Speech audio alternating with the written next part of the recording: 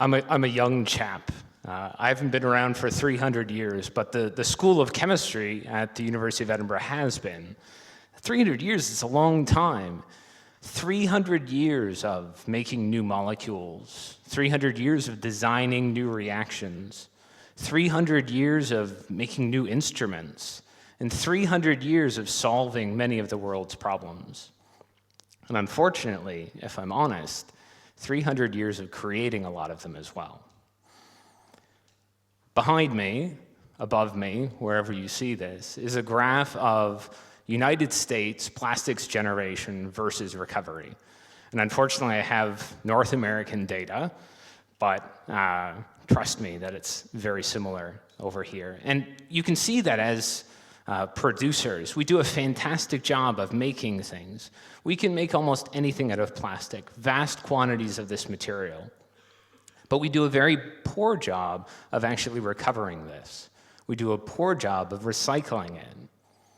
And this creates a bit of a problem. Now, when I think of plastics, I think of a more scientific term for this. And plastics are a subsection of a set of molecules we call polymers. And if we think about those polymers, over 220 million tons of plastic are produced yearly. Predominantly, these materials are derived from non-renewable resources, and they don't decompose over 1,000 years. If we think about this, that means every single piece of plastic that we have generated is still with us.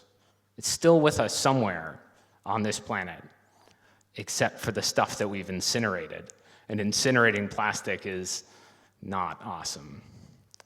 So what we're doing is creating a situation where we have pristine environments and changing them over into wasteful environments.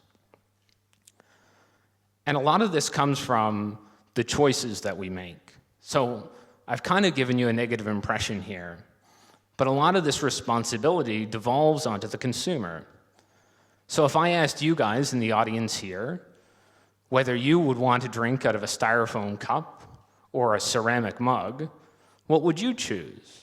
How many people here would choose the ceramic mug? Raise your hands. Vast majority. You'll note that I didn't raise my hand. If we think about the styrofoam cup and the amount of energy it takes to get the resources to make that cup, to transport those resources, to make the cup itself, to take that cup and transport it to the store where you would buy it, for you to buy it, to take it home, and to use it, it would be 500 of those styrofoam cups in terms of the energy that would capture one single ceramic mug.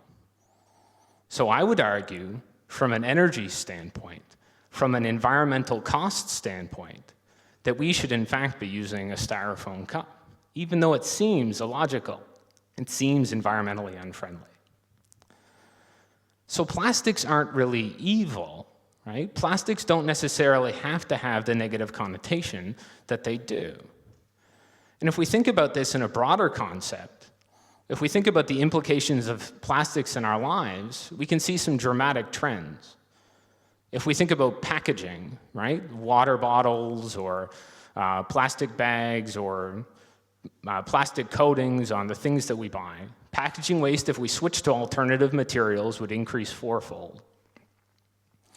If we think about storing our food, we've got excellent sealable plastic containers. This eliminates much of the oxygen that is getting into our food and prevents it from decomposing. So food spoilage is decreased significantly. If we think about the cars that we drive, we can switch from having a metal-bodied car to a plastic-bodied car. That car then weighs less. It takes less petrol to drive it around, so you're going to use less of that fuel to actually move from place to place. And finally, if we look at insulation, modern insulation derived from plastics drastically decreases the amount of energy it takes to heat our homes. So plastics have actually done a vast amount to reduce our environmental impact. How much so? 582.6 million gigajoules per year, a completely meaningless number. But we do kind of have a vague concept in terms of what a barrel of oil is. It's this commodity that we are worried about, that we price, that we think about its implications on our petrol prices. Plastics, in terms of energy savings, have been estimated to be over 100 million barrels of oil per year. Huge amount of energy savings. So if I return to this question of using plastic versus using an alternative product, we can think about this for every single decision that we make. And you could, for instance, answer this question: should I be using a plastic bag or a paper bag? And you might say, oh, I learned from the first time, I'm going to answer plastic. But there's a piece to this puzzle that I haven't been talking about, and that's the implication of the waste that's actually produced. In terms of that waste, if we go back to the styrofoam cup example, if everybody here in this room used 500 styrofoam cups, right, and all of you used those and then disposed of those, that would be enough to cover the city of Edinburgh. If everybody in Edinburgh used 500 cups in a year, that would be enough to cover the United Kingdom. And if everybody in the United Kingdom used 500 cups every year, that would be enough to cover our world. So the implications of waste also need to be considered. So I would counter this plastic versus paper argument with a third option. And this option would be to use plastic-derived products that are naturally reusable, or, in fact, will provide no waste left in the environment and would be biodegradable. So the question isn't whether we should be using plastics. It is, in fact, what plastics should we be using? Our research at the University of Edinburgh in the School of Chemistry deals with green materials. And green materials, what my mother originally thought was going to be green plastic cups and green lawn chairs that I'd be making in the lab, is in fact a little bit more complicated than that. We look to design things that are environmentally benign, that are biodegradable, that are built from renewable resources rather than petroleum feedstocks, that are going to be sustainably manufactured, and almost most importantly, are going to be competitively priced. Proactive people will be able to make changes and make conscious decisions to reduce their environmental impact. But in order to have a global solution to this global challenge of waste, we need to have options, products that we're generating that will not only be sustainable, but also financially sustainable. So what do we actually do? Well, our group is working at the interface between three areas. We are synthetic chemists, and that means that we make things. The things that we make are polymers and materials. So in our lab, we actually do make plastics. In order to make those plastics, we have to have a method to control the way we make them. And we do this through catalyst design, small molecules that are able to control the large macrostructure and the small microstructure of the molecules we look at.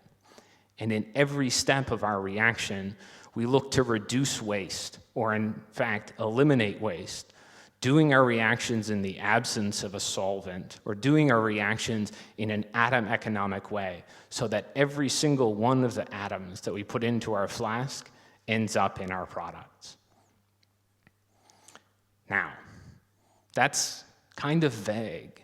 What do we actually do? Well, here's a photo of Jarrett McDonald. He's a PhD student in my lab. And he was very disappointed that I didn't tell him I was going to take his picture, or he would have shaved. So he wanted me to apologize for him for that. So Jarrett is smiling, either because he really enjoys his work or because I told him an awesome joke. And only he knows the truth. And he's making some polymers right now in our lab. Things that we've already contributed are usually the subject of long lectures by me, But for you guys, you can read the things on the board, but what we do is look to reduce environmental impact. Sometimes this can be on petroleum-derived plastics, where we've drastically reduced the amount of solvent that's needed. Sometimes it's designing new catalysts that can change the properties of an existing biodegradable polymer. But predominantly what we're working on now are designing new-to-the-world materials, materials that have unprecedented properties and unprecedented design. We work with drug delivery systems where we can control the release of bioactive molecules. We work with bioactive polymers that would be antimicrobial, and we'd be able to use this on coatings for surgical equipment. We look at biodegradable and environmentally benign flame retardant materials for things like children's clothing. And we look at thermoplastic elastomers, which is a really fancy way of saying this is a rubber-like material. But importantly, unlike the rubbers that we use today, this would be easily processable, biodegradable, and leave no waste behind in our environment. Now, I promised the chemists that work with me in the lab that I'd at least put up some chemistry. So if you aren't familiar with chemical structure, I'll try and walk you through this. We've got the logo of our lab, the Green Materials Laboratory, and you'll see that it's got this O, 2 lines, single line O functionality. In chemistry sense, this is an ester group, and this ester group is really essential to a lot of the work that we do.